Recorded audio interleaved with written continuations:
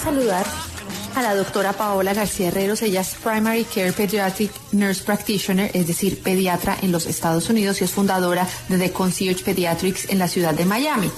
Resulta que Paola trabaja mucho con niños, obviamente, y con las mamás de los niños, y por eso decidimos hablar con ella sobre el bullying o el acoso que se da no solo en las escuelas, sino también en el ambiente de la casa o fuera de ella. ¿Cómo está, Paola? Bienvenida al programa nuevamente. Buenas tardes, Carolina. Muchas gracias por la invitación y sobre todo hablar de este tema tan preocupante y que ha crecido tanto más en los últimos años. Pao, yo creo que cuando uno era chiquito, seguramente en el colegio uno decía, ay, me la tienen montada, ¿no? Me la tienen montada los profesores o me la tienen montada los compañeritos, y terminaba el niño siendo rechazado, la niña rechazada. La palabra bullying, lo que yo recuerdo, no existía. No sé, Cami, porque Cami es mucho más chiquita que nosotras, pero Cami, ¿usted oyó la palabra bullying cuando estaba chiquita? No, Carolina, no tampoco. ¿Es cierto? En ese entonces tampoco. Le decían a uno que se la montaron, ¿no es Sí, cierto? se la montaron. Sí, niños montadores, canzones. Niños canzones. Ahora, Pau, ¿por qué hablamos hoy del bullying, o por qué podríamos decir que se está incrementando, o siempre estuvo, sino que ahora le prestamos más atención a ello? Creo que siempre ha estado, pero ahora las consecuencias creo que son más evidentes, mucho de ello por las redes sociales también. Hay mucha más información que ahora se maneja, se publica, se transmite, y entonces como que es mucho más el mensaje que puede darse a través de todos estos medios de comunicación sobre esto que recientemente nosotros en pediatría lo llamamos, eso es una epidemia, es algo que desafortunadamente ha cobrado vidas de muchos niños y quisiéramos que no pasara, y por eso es un tema tan importante a abordar para no solo los papás, sino las personas que tenemos niños cerca, porque es importante que identifiquemos y que tomemos acción cuando logramos saber que hay un niño que está en este tipo de problemas. Mire, Carolina, ¿usted se está viendo o ya se vio esa serie de adolescencia? No, pero es que está famosísima. Cami no la he visto porque yo me quedé en Medusa. Sí, y mire que me gusta mucho que esté aquí Paola con nosotros, porque es muy importante lo que puede generar el bullying en un niño, ¿no? Este niño, voy a hacer así como un spoiler pequeñito, el niño sufría de bullying y terminó asesinando a alguien que lo bulleaba. Así son las cosas.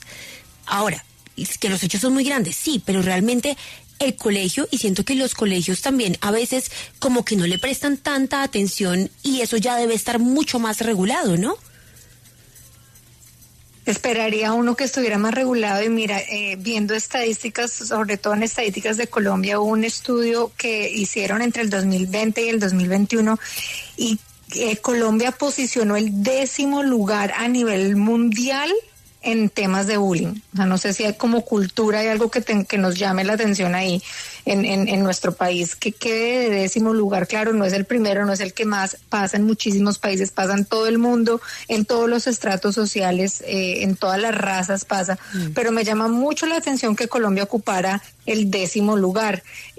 Creo que nos habla mucho de una cultura donde quizás hemos muchas veces disculpado, ¿no? Como o hemos pasado la manita ay, sí, se la están montando, ay, sí, tan montadores, donde incluso nosotros en casa, sin darnos cuenta, podemos volvernos de la misma manera montadores o bullies, entre comillas, donde podemos estar aprovechando una posición de superioridad, ya sea como autoridad de padres, como hermano mayor, como autoridad de jefes, como autoridad de docentes, como lo que se presentó, que sé que Caro estuvo entrando muy a fondo en ese tema a nivel personal, a nivel de docentes en las universidades.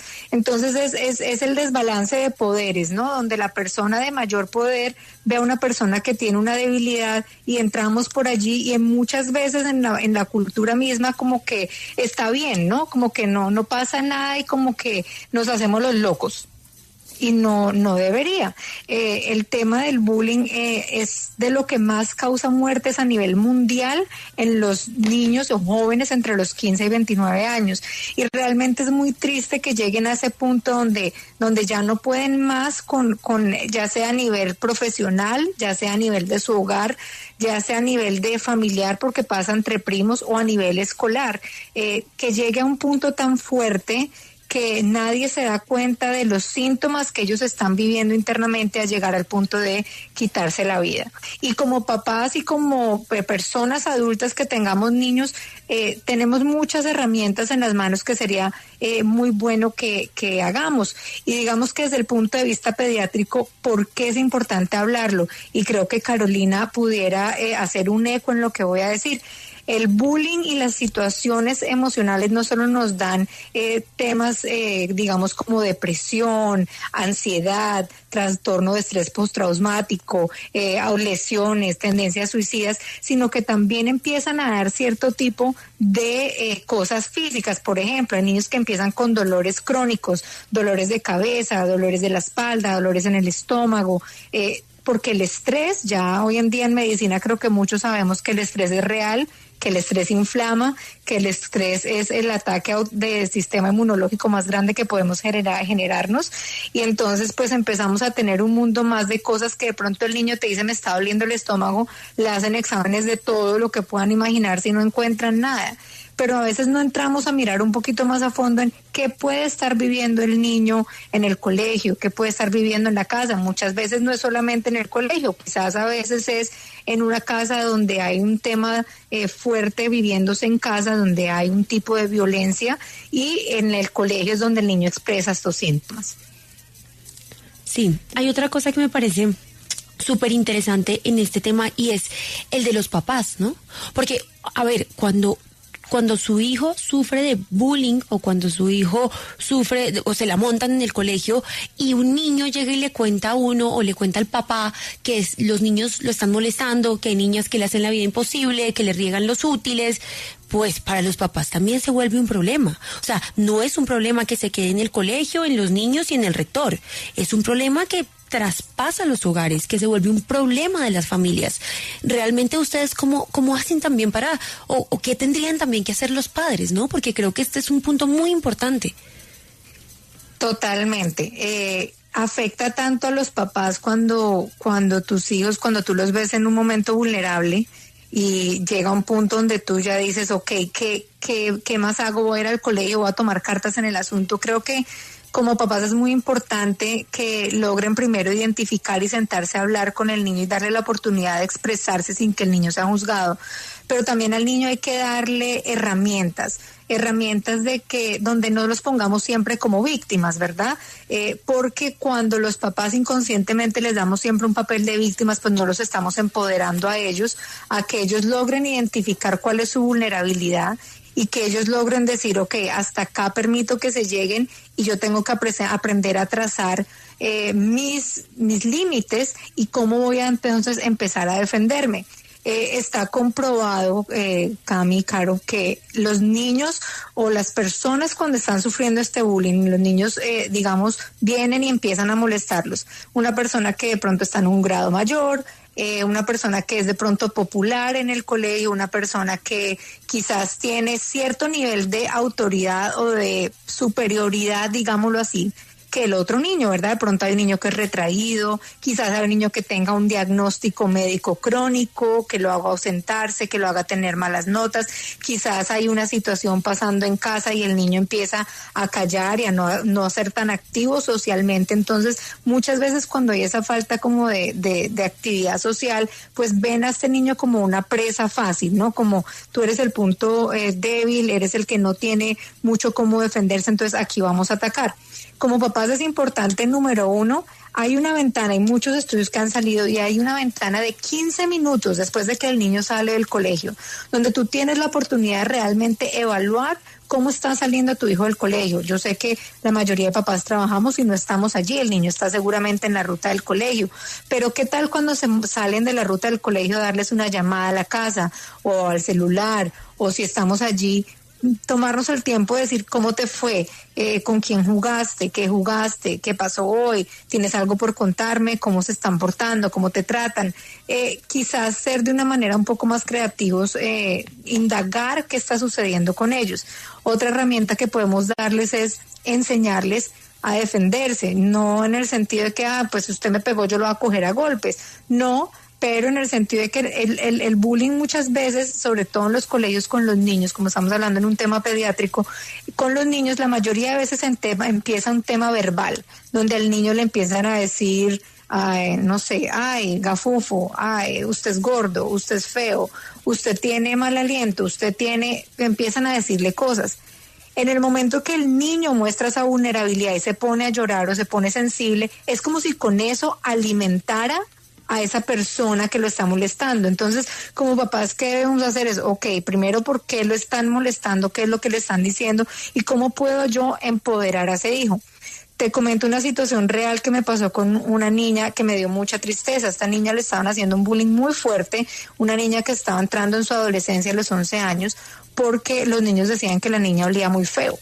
Entonces, como papás, por ejemplo, ¿cómo podíamos encaminar a esa niña o cambiar este tema? Pues como papás tenemos que ser muy conscientes que los niños son crueles, ¿verdad? Y que el tema de higiene en cualquier edad es un tema que se tiene que abordar. Entonces, muchas veces digamos, no, es que doctora, yo no quería empezar a ponerle a la niña desodorante porque es muy chiquita. Ok, pero entonces prefieres que tu niña tenga un olor súper fuerte y sus compañeritos no se le puedan ni acercar, y entonces se crea un efecto mucho más grande. Entonces hay muchas cosas que como adultos podemos indagar y podemos entrar a tratar de ayudarles y cambiar ese entorno. Entonces, doctora Paola, ¿cómo hace, por ejemplo, uno de mamá o de papá si el niño le cuenta que está sufriendo bullying? Porque yo me conozco que hay papás que le dirán, bueno, si le golpean, usted devuélvale, ¿no? O otros dirán, vaya donde el profesor y se queja. O voy a hablar con los papás. ¿Cómo hace uno para enseñar al niño desde chiquito a manejar el bullying y sobre todo a establecer límites? ¿Cómo se podría hacer? Excelente pregunta, Caro. Primero, el amor propio. Primero, que el niño sepa y las palabras que nosotros les damos a nuestros hijos es por donde ellos empiezan a creer en ellos mismos. Si en casa nosotros no estamos diciéndoles, tú eres capaz, tú eres inteligente, tú lo estás haciendo bien, y lo que escuchan en casa todo el tiempo es, usted es un bruto, es que usted no sirve, mucho inepto, o sea, cosas negativas todo el tiempo en nuestra casa, pues empezamos por ahí a que allí le estamos generando ya al niño un nivel de conciencia de que lo que me están diciendo en el colegio debe ser verdad, porque mis papás no me dicen nada diferente, o mis abuelos o mis tíos o en mi casa no me dicen nada diferente. Entonces lo primero es que nosotros tenemos que hablarles a ellos de la manera real de lo que ellos son, lo valiosos que ellos son, y de allí empezar a que ellos mismos crean en ellos mismos y amarse a ellos mismos primero. Segundo, diciéndoles, ok, hay genes, no siempre le vamos a caer bien a las personas y no siempre los niños van a querer jugar contigo, y está bien, no todo el mundo tiene que jugar contigo, pero no todo el mundo puede venir entonces a faltarte respeto, a tirarte la lonchera. Ellos tienen que empezar a pararse. Te doy un ejemplo muy práctico. Viene un niño y le jala a la niña la camisa y le dice, usted quítese de ahí porque yo estoy en la fila primero. Por ejemplo, el niño por algún motivo se ve en esa posición de que puede tomarle ventaja a la niña. La primera vez la niña se cae al piso y llora. ¿Qué va a pasar con ese niño? Seguramente va a venir múltiples veces porque ya sabe que esta niña se va a dejar quitar el puesto en la fila y le va a hacer lo mismo. Pero si la segunda vez la niña se para al frente del niño y le dice, lo para y le dice, usted a mí no me toca, no me voy a quitar de la fila, haga la fila o váyase a otro lado, o a mí no. Muy seguramente en el momento en que esa niña empiece a parársele de frente a la situación, no va a ser fácil, pero en el momento en que empiece a pararse de la situación, seguramente va a ponerle un poquito más de traba a esa persona. Que si deberían entrar en contacto físico o no, yo eso es algo que respeto mucho, Caro. Yo pienso que no debemos entrar en el tema de que vamos a cogernos a puños, porque pues no es lo que le queremos enseñar a los niños. Sin embargo, a los niños hay que enseñarles que nadie puede abusar de su cuerpo, y que un golpe en la cara, un golpe en el puño, un golpe en cualquier lugar es una forma de abuso, y ellos tienen que quitarse en ese momento de esa posición de vulnerabilidad. Es decir, si te están entrando a golpes, no te quedes en el piso esperando a que te sigan golpeando. O sales corriendo, o te quitas, o te proteges, o reaccionas, pero no puedes quedarte esperando a que te sigan entrando a golpes en el piso, porque pues evidentemente primero va a generar que esto sea mucho más grave más adelante, y segundo pues no va a frenar ese tipo de reacciones. Eso es una forma como podemos enseñarles a los niños. Y en la casa podemos incluso generar escenarios. Yo por lo menos te lo digo que en casos particulares con muchos pacientes lo hemos hecho, donde hay niños con enfermedades crónicas, por ejemplo, procesos de corazón abierto, que niños que han tenido que tener trasplantes de corazón y que ya tienen una cicatriz muy notoria, donde tienen muchas, se les ve donde les abrieron y los niños son crueles. Ay, mire usted, el que parece un muñeco cosido, porque es que así de crueles son. Entonces, por ejemplo, entrar en ciertos tipos de ayudas y terapias y hablarle a la niña, ok, esto que tienes tú acá, eres muy valiente. Tú, ese niño que te está molestando nunca sobrevivió una cirugía de corazón abierto. Tú la sobreviviste. Esto no te hace débil, esto te hace valiente y esto te recuerda lo muy valiente que tú eres. Entonces, digamos que hay herramientas como esas que podemos abordar, pero muy importante, muy, muy importante, en el momento en que un niño empieza a expresar inconformidad con su vida, debemos buscar ayuda inmediata. No puede quedarse uno pensando que esto se va a quedar en palabras y que me está molestando y que eso no es verdad. Cuando un niño te exprese que está aburrido, que tiene cierto tema de pensamientos suicidas, inmediatamente hay que buscar ayuda. Estamos con la doctora Paola García Herreros hablando sobre bullying. Vamos a hacer una pequeña pausa comercial y ya regresamos en Salud y Algo Más. Y algo más, y estamos hablando hoy del bullying con la doctora Paola García Herreros. Paola, entonces, para que recapitulemos un poquito, ya sabemos lo que hemos hablado de los diferentes tipos de bullying, también cómo esto puede suceder tanto en el colegio como en cualquier otro lugar, ¿no? Porque también no solo es ahí. Por ejemplo, yo veo mucho cuando los papás maltratan al niño o algo, o les hablan de cierta manera, o están sobre un niño. Le quiero preguntar, ¿eso también sería considerado un acoso o es la autoridad de un padre?